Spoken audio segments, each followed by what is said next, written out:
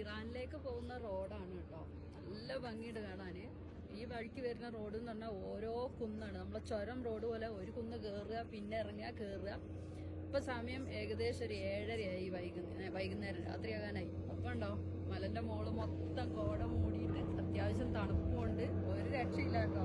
അത്രയ്ക്കും ഭംഗിയുണ്ട് കാണാൻ. പിന്നെ റോഡിന്റെ കാര്യം പറയണ്ടല്ലോ, സൈഡിൽ കൂടെ ഒരു ഇതൊന്നുമില്ല, കെട്ടൊന്നുമില്ല. എല്ലാ ട്രെയിലറും സാധാരണ കാറും എല്ലാം ഒരേ റോഡിൽ കൂടെ തന്നെയാണ് വരുന്നത്. അപ്പൊ നല്ല ശ്രദ്ധിച്ച് തന്നെ വേണം വണ്ടി ഓടിക്കാൻ.